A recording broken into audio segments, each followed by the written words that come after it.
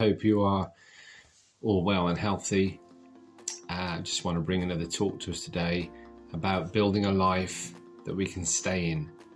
Building a life that we can stay in, because I think, we can all build lives that have kind of good intentions about them, and certain aspects that we would try and put into our lives, certain things and ingredients and elements we'd try and put in with all the best intentions to make our life something great, something worthy, and something honourable and valuable, and that's all good. But there comes a time when we have to really assess, I suppose, our life and what direction we're heading in, and do some sort of self-checks and on ourselves, and just be honest about kind of how we're moving forward in our life. Is it beneficial to us? Is it sustainable?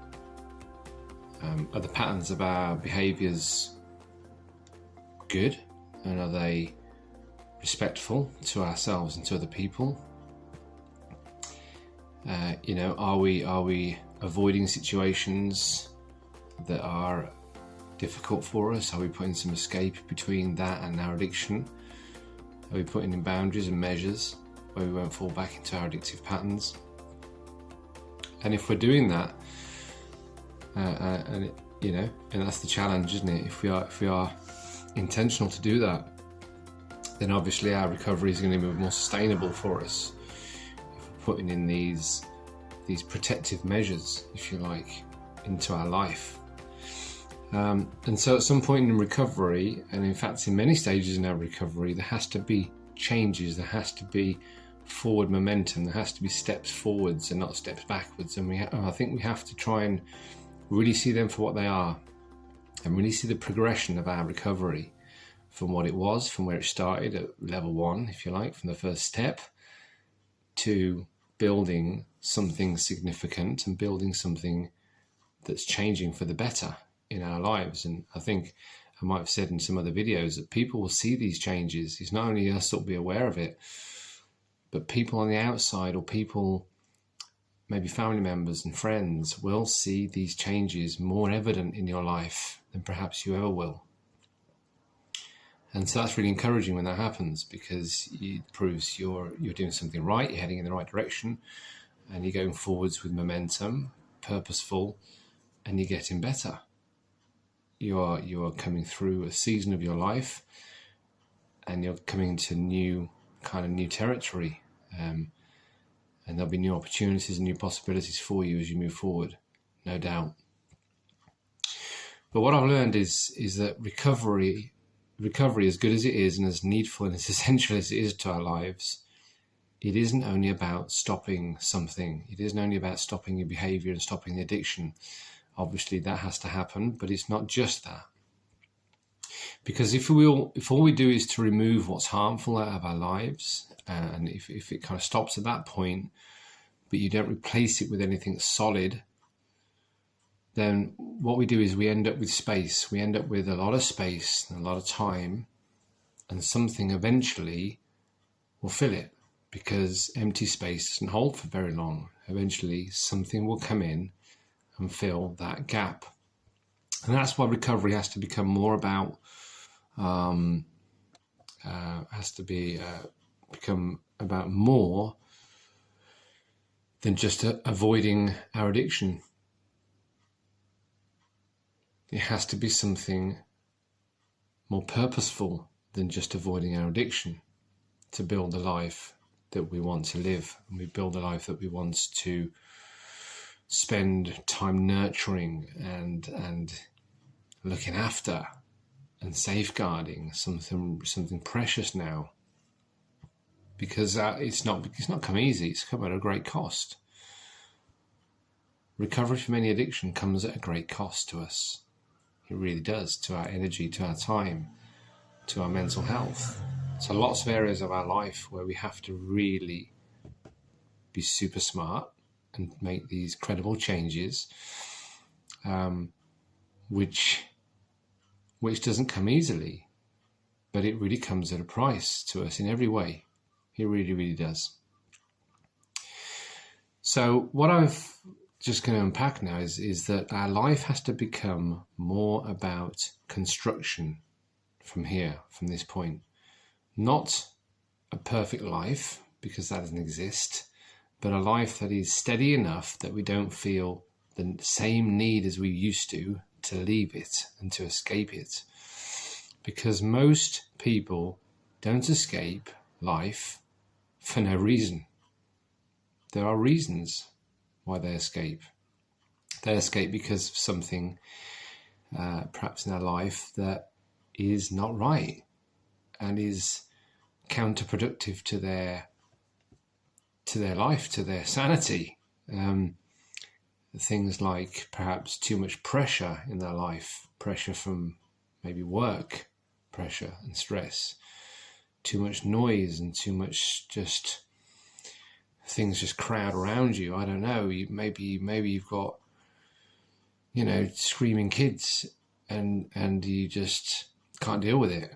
I know it's difficult having young children, having a young family. It puts a lot of pressure and stress, not only on your relationship to your spouse, or your partner, but just the whole situation can become quite overwhelming, and sometimes that could trigger escapes for us to enter into addiction. There could be too much maybe internal tension, perhaps there's stress in your relationships, and internally you're stressed, and these are triggers for our addictions. Or maybe it's the opposite to that. What do I mean by that? Well, maybe there's not enough structure in your life. Maybe there's just not enough structure you've got into your life, so these are reasons why you fall back. Maybe there's just not enough purpose to your day, to your life. Perhaps you're looking for something more meaningful. Maybe there's not enough connection to your life. Maybe you're a single person, and maybe you're filling your time up with going out drinking. Maybe you're filling your time up in the wrong crowd, with the wrong people that are taking you down a path that you shouldn't be going down. That's not good for your life. I don't know. I'm just throwing that out there. And when that imbalance sits there for long enough, when there is an imbalance in your life that sits there for a passage of time, what happens is escape starts to feel like relief, and we justify it. So part of recovery is learning to take responsibility for the environment that we all live in. That is critical. Not just externally, but really inside, internally. How do you spend your time? What do you do with your time? What do you expose yourself to when maybe you're not at work? What fills your time? What fills those moments? What do you allow to drain you? Because sometimes people drain you, don't they? Sometimes things can drain us, our energy. Sometimes friends can be demanding, family can be demanding. What do you avoid dealing with? Sometimes we avoid stuff. Sometimes we put distance and we don't go and see that person, or we're having to kind of tiptoe around situations to make sure it's not making us feel a certain way, so we bring avoidance into our life. And these things matter more than people really realize, because your day-to-day life will either support your recovery or it'll do the opposite. It will quietly work against it. And this is where it becomes more practical. You don't fix everything at once, but you start with what you can control. What can we control about our life, about our day? We get up, we can control our mornings, what we do, who we go, where we go, who we see. What does that look like for us? Our evenings too. Our daily routines. What do we have that we are regularly engaging in our daily routines of life? Do we go to the gym? Do we go swimming? Do we go for a run? I don't know. Do we go watch a game? Do we go to cinema? Do we meet up with friends? Do we go to the pub? Do we see our family, our friends? How do we do? Are you musical? Are you in a band? I don't know.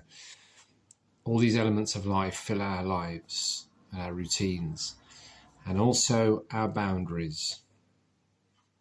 Really key, that is our boundaries. We should all have boundaries in our life. We should all have a line a line, if you like, that we draw in the sand, an imaginary line that we say, this is really important for me, that I'm not going to go beyond this moment and be beyond this thing that will cause me to go into an area of my life which won't be helpful. So we need to draw some boundaries in our life. And I've done a talk about that previously. You remove what repeatedly pulls you off course. We need to be doing that. We really need to be doing that. And we introduce what grounds us.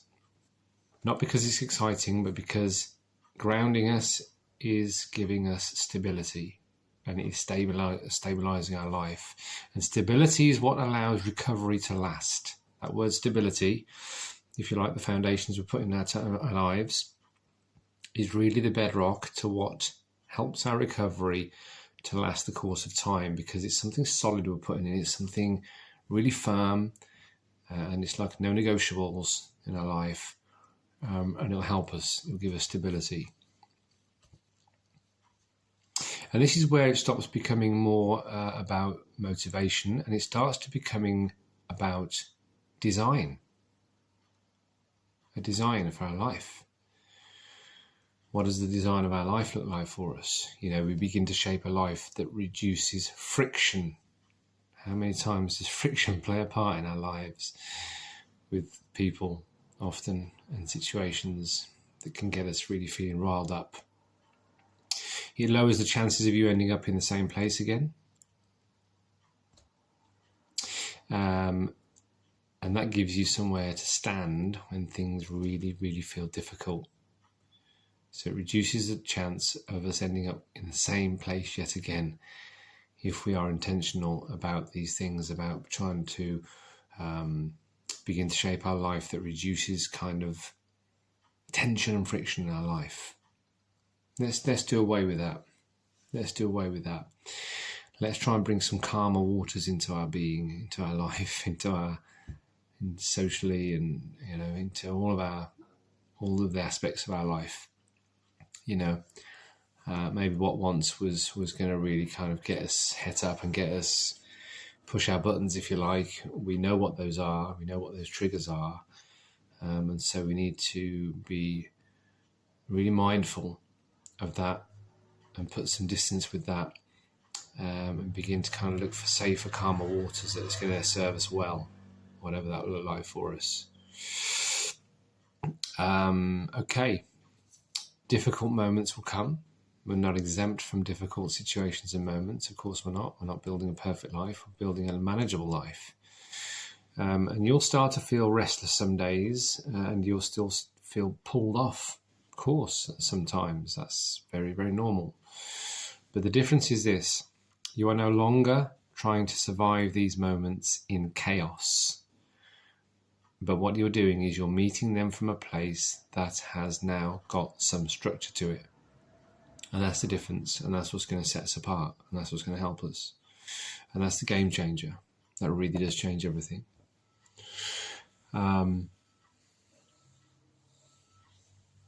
We get to a point where we're not just resisting anymore. And that's tension. Because when you resist something, it becomes a battle and a fight. But we're supporting ourselves. There's a difference. We're supporting ourselves. We're doing something on the inside of us that's really supportive and really helpful and really intentional. And it will begin to feel loads better than it ever did. And this is what makes recovery totally sustainable moving forwards. So if things still feel a bit uneven right now, that's okay. Don't beat yourself up about that. You're not trying to build something overnight. Remember, everything takes time, small steps, intentional steps. We can't rush recovery. Recovery cannot be rushed. Everyone moves at its own pace with it. As long as we're on the track and we're moving forwards, it doesn't matter if it's a small step or a bigger step, or 1 week it's 3 or 4 steps, another week it's 1 step.